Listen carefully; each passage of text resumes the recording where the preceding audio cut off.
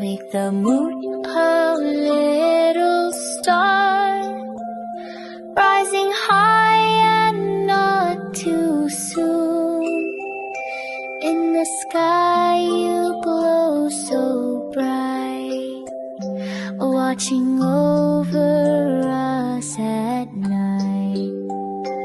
Twinkle, twinkle.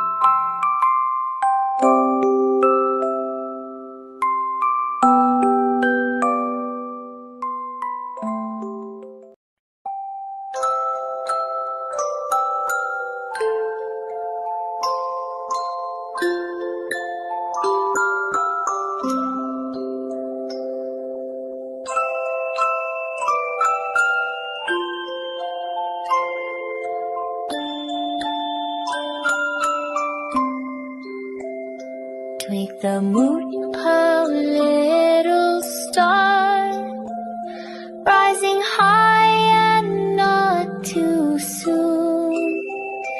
In the sky you glow so bright, watching over us at night. Twinkle, twinkle.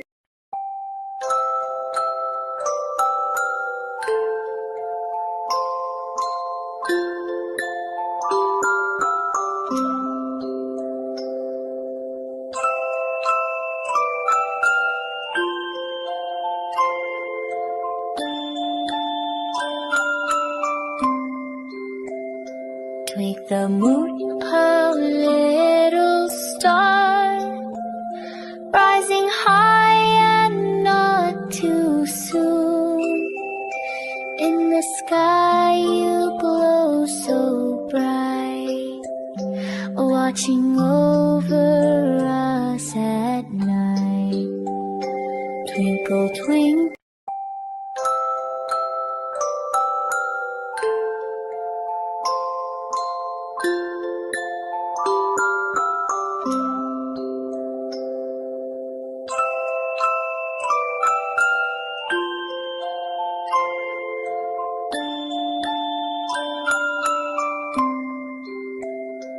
Make the moon a little star, rising high and not too soon. In the sky you glow so bright, watching over us at night.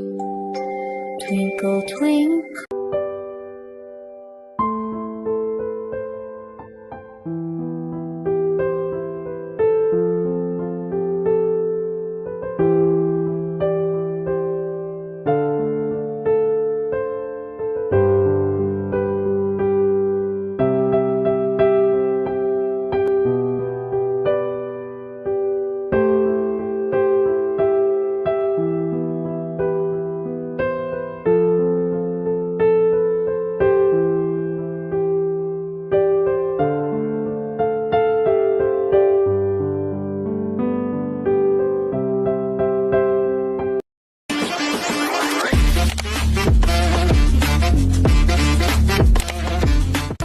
Assalamualaikum warahmatullahi wabarakatuh.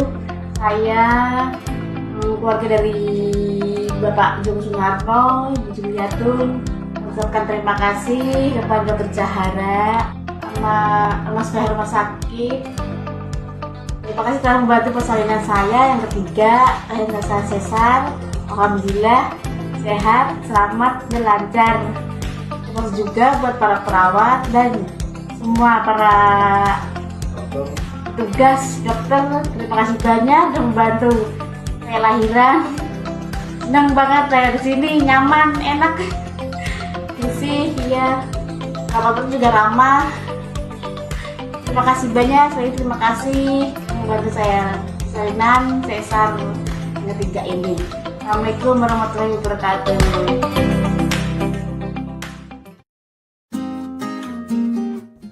Terima kasih RS Permata Bunda.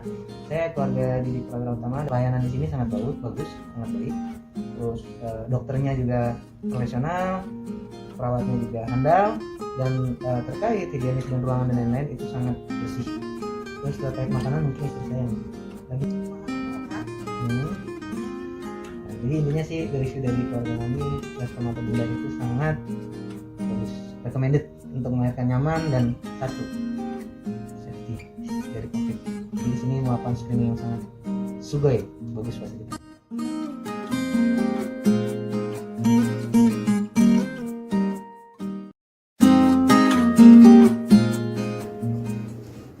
Terima kasih Rumah Sakit Permata Bunda, pelayanannya oke, dokternya juga baik, ramah.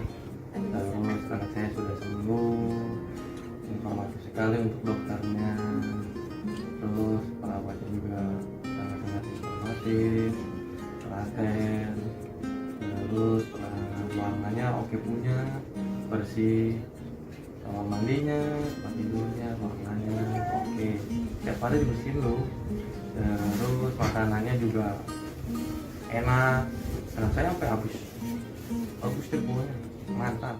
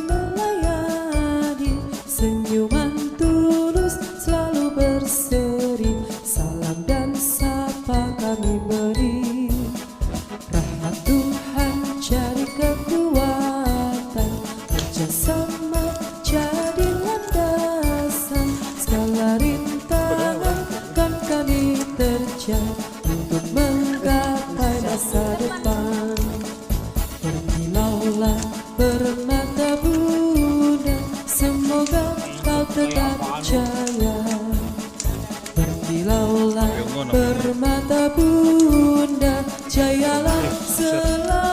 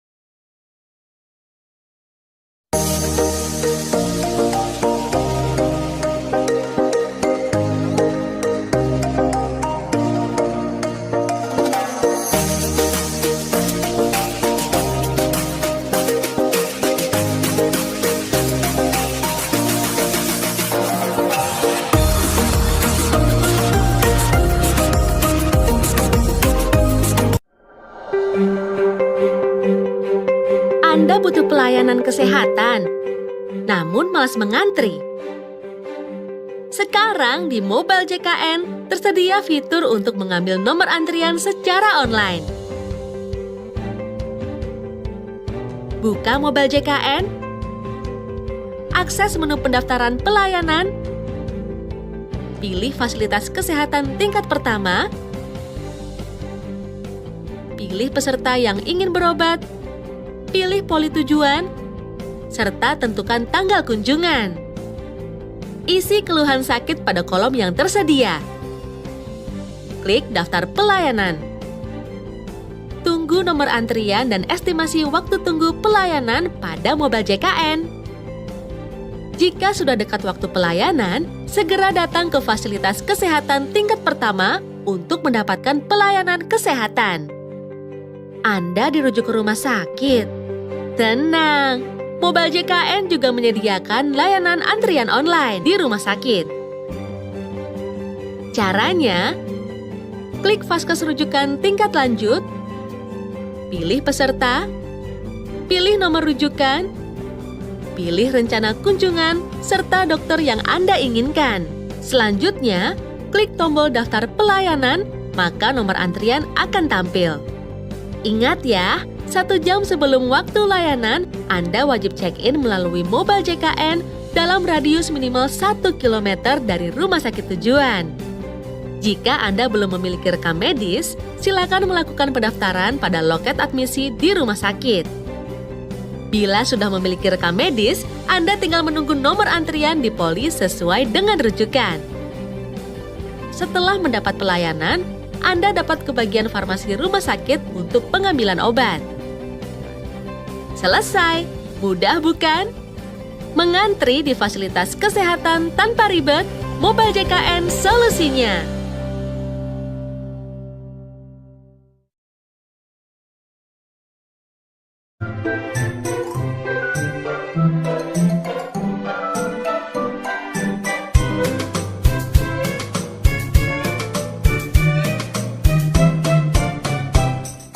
Telapak tanganmu, punggung tangan,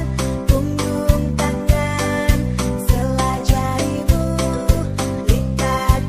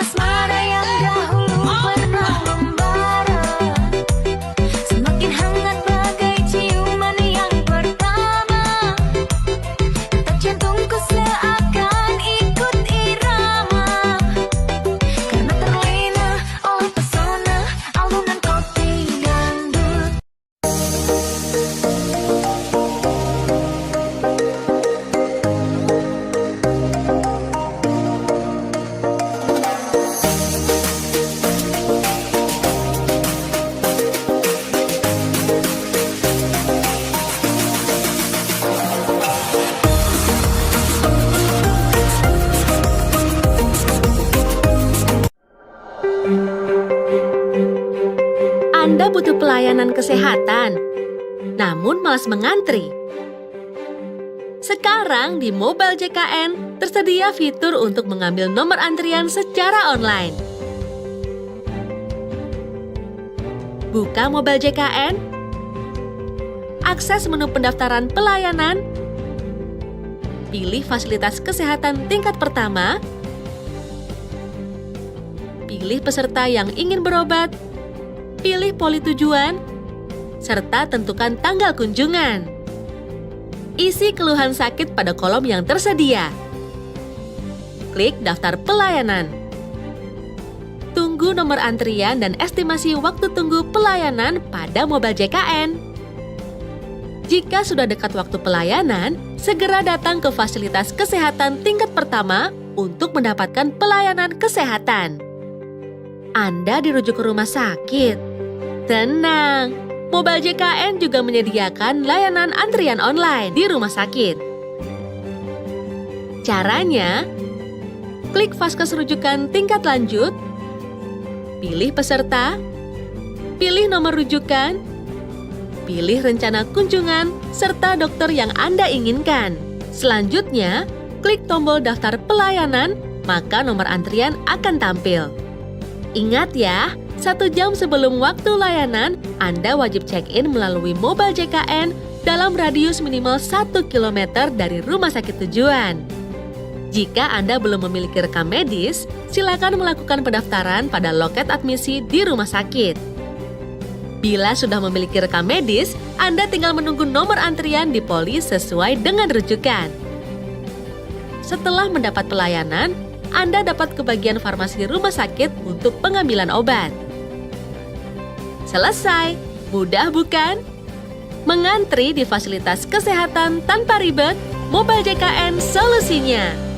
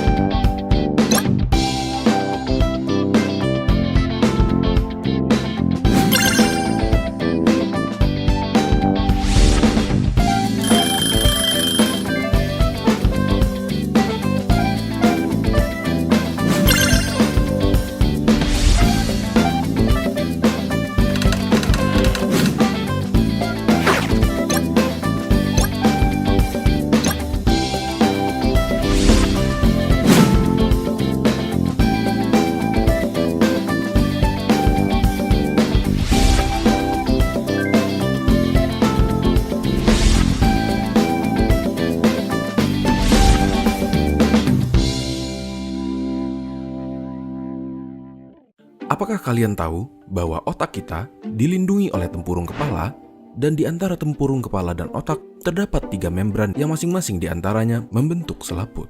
Selaput otak itu terdiri atas dura mater, arachnoid mater, dan pia mater, atau yang kita kenal sebagai meninges otak. Tapi, apa hubungannya hal ini dengan topik kita hari ini, yaitu meningitis?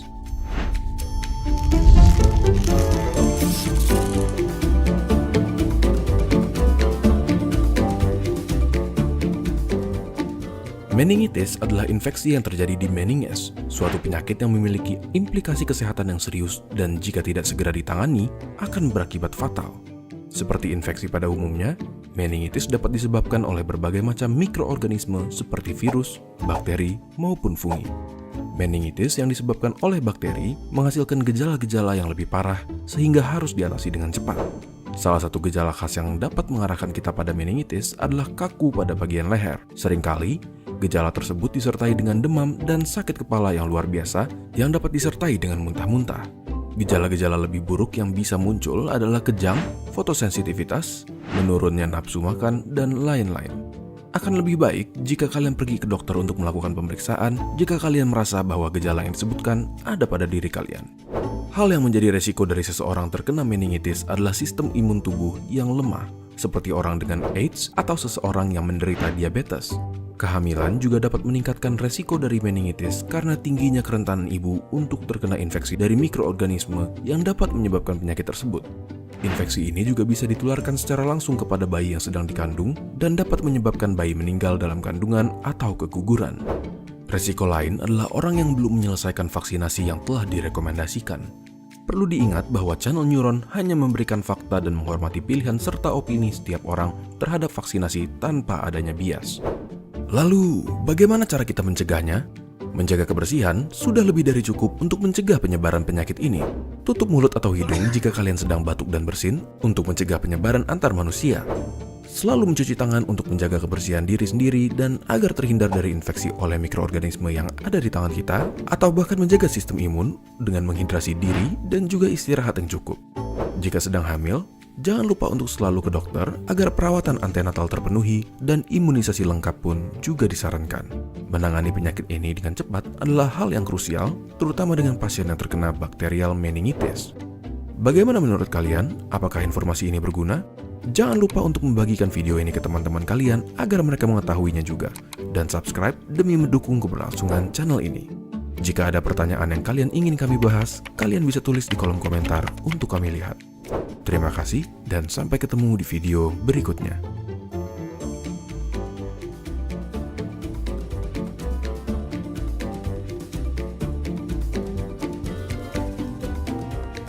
Anda butuh pelayanan kesehatan, namun malas mengantri. Sekarang di Mobile JKN tersedia fitur untuk mengambil nomor antrian secara online.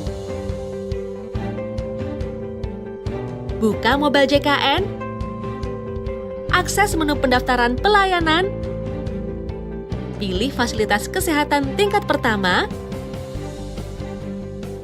klik daftar pelayanan. Tunggu nomor antrian dan estimasi waktu tunggu pelayanan pada Mobile JKN.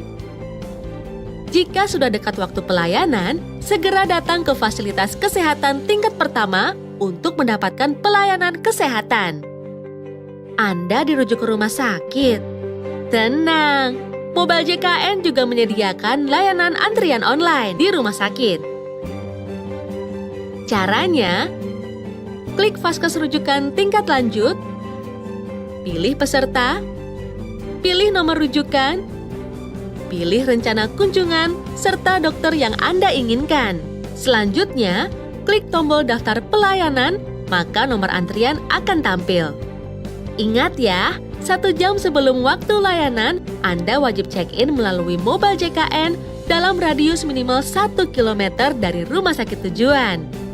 Jika Anda belum memiliki rekam medis, silakan melakukan pendaftaran pada loket admisi di rumah sakit. Bila sudah memiliki rekam medis, Anda tinggal menunggu nomor antrian di poli sesuai dengan rujukan. Setelah mendapat pelayanan, Anda dapat ke bagian farmasi rumah sakit untuk pengambilan obat. Selesai, mudah bukan? Mengantri di fasilitas kesehatan tanpa ribet, Mobile JKN solusinya.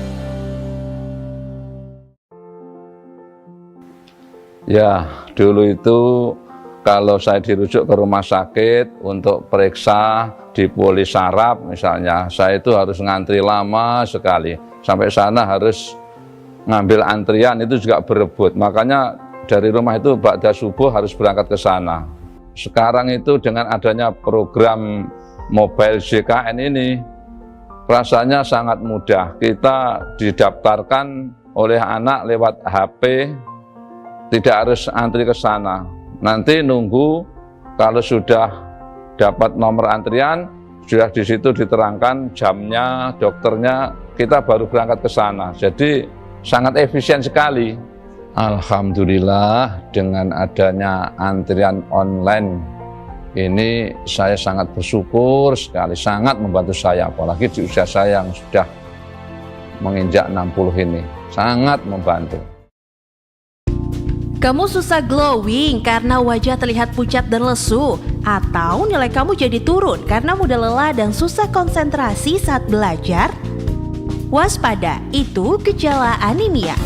Menurut Badan Kesehatan Dunia atau WHO, anemia adalah suatu keadaan di mana kadar hemoglobin atau Hb dalam darah kurang dari normal, yang berbeda menurut kelompok umur, jenis kelamin, dan kondisi fisiologis. Penderita anemia akan mengalami kondisi 5L seperti lemah, letih, lesu, lelah, dan lalai. Dan biasanya rentan terjadi pada remaja putri yang sedang menstruasi dan kekurangan zat besi. Mengapa demikian? Zat besi adalah salah satu nutrisi yang sangat dibutuhkan untuk proses fisiologis dasar seperti produksi hemoglobin dan fungsi enzim. Tubuh membutuhkan lebih banyak zat besi ketika tumbuh dengan cepat dan ketika sering terjadi kehilangan darah, misalnya melalui menstruasi. Oleh karena itu, remaja putri beresiko lebih tinggi mengalami defisiensi zat besi yang akhirnya menimbulkan gejala anemia. Untuk mencegah anemia, disarankan untuk mengkonsumsi makanan dengan kandungan zat besi yang tinggi.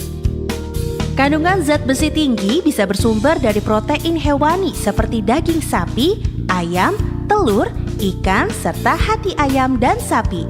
Selain itu, protein nabati seperti kacang-kacangan, tahu, tempe juga bisa menjadi sumber zat besi yang dibutuhkan oleh tubuh. Kandungan zat besi yang tinggi juga bisa didapatkan dari sayur-sayuran seperti bayam, kangkung, dan brokoli. Selain mengkonsumsi makanan yang kaya akan zat besi, untuk mencukupi kebutuhan zat besi dalam tubuh, dianjurkan juga untuk minum tablet tambah darah 1 tablet setiap minggu sepanjang tahun. Tablet tambah darah adalah suplemen gizi yang mengandung senyawa zat besi yang setara dengan 60 mg besi elemental dan 400 mcg asam folat. Kepatuhan terhadap konsumsi TTD di Indonesia masih sangat rendah, yang secara umum diakibatkan oleh rendahnya pengetahuan mengenai TTD. Seperti meningkatkan penyerapan zat besi. Untuk meningkatkan penyerapan zat besi, sebaiknya TTD dikonsumsi bersama dengan buah-buahan sumber vitamin C seperti jeruk, jambu merah, mangga, nanas, pisang, dan pepaya. Ada beberapa minuman dan obat yang mengganggu penyerapan zat besi seperti susu, teh, dan kopi. Kemudian tablet kalsium dan juga obat mah. Jadi tidak disarankan untuk mengkonsumsi TTD secara bersamaan ya. Kamu tidak perlu khawatir, mengkonsumsi TTD tidak akan berdampak negatif loh. TTD tidak akan menyebabkan tekanan darah meningkat atau terlalu banyak darah. Anemia dapat diatasi dengan mengkonsumsi makanan dengan gizi seimbang dan cukupi kebutuhan zat besi dalam tubuh dengan mengkonsumsi TTD sesuai dengan anjuran ya. TTD untuk generasi lebih kece. Glowing dengan TTD.